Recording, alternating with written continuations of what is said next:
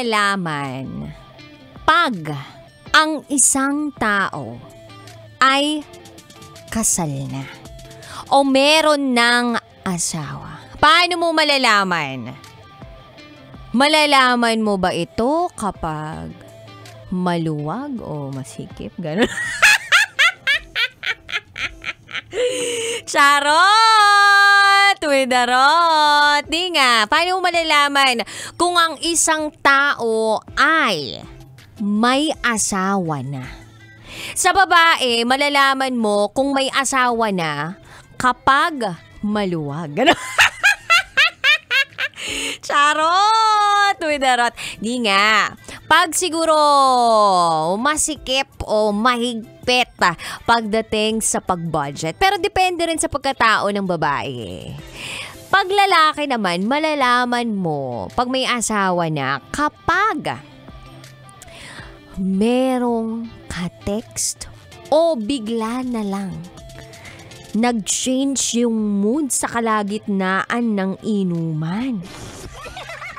Yung masaya, tas maya-maya, nakareceive lang ng tawag, nag-iba na yung mood, bigla na lang aalis. Alam na this. Pero hindi naman sa lahat ng pagkakataon, ganun yung may asawa eh. Pero madalas, ang tanda raw na meron ng asawa ang isang tao ay merong wedding ring na suot. Yan, tingnan ang mga katabi. Meron bang suot yan ng wedding ring? Or baka naman hindi sinusuot dahil baka makalusot. Charot! With the rot! But kidding aside, kabisyo, wedding ring talaga ay isang patunay na merong asawa ang isang tao. Pero madalas yung iba, nakakalimutan nilang isuot yung wedding ring nila. Pwede rin naman sa sobrang tagal niya nang suot yung wedding ring na yan, lumuwag na o di kaya naman sumikip na. Sumikip, di na matanggal-tanggal. Lumuwag, pumayat. Alam na this. Hindi na isusuotin. Baka nagpapapayat para sa someone. Charot! Idarot! Tag mo yung friend mong daming anxiety. Tag mo yung friend mong hindi na nakapag-isip na okay naman yung inasawa. Ganun.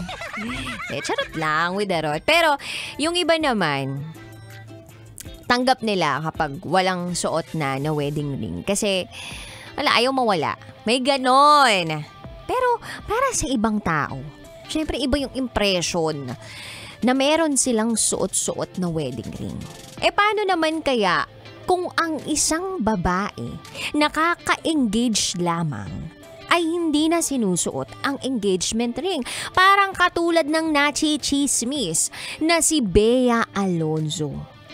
Sabi nila, hindi na raw nasaspatan si Bea Alonzo na suot-suot ang engagement ring na binigay sa kanya ni Dominic Roque. At ang chismis ay hiwalay na raw sila. Naku, I'm not surprised. Hello, been there. Charot! Hindi. Ang naisip ko lang dyan, mag-asawa nga naghihiwalay, magfiancé pa kaya. Pero we should never lose our faith and love. Alam mo yun, kabisyo, we always have to have faith and love. Hayaan natin sila na sila yung mag-announce sa kung ano talaga yung status na meron sila. Kasi kapag maraming nakikisawsaw, para yung, alam mo yun, malinaw na tubig eh. Yung relasyon na yan, parang malinaw na tubig. Lumalabo lang pag maraming nakikisawsaw. So, hayaan natin sila. Hayaan natin sila na baka gusto lang nila na i-keep yung privacy nila.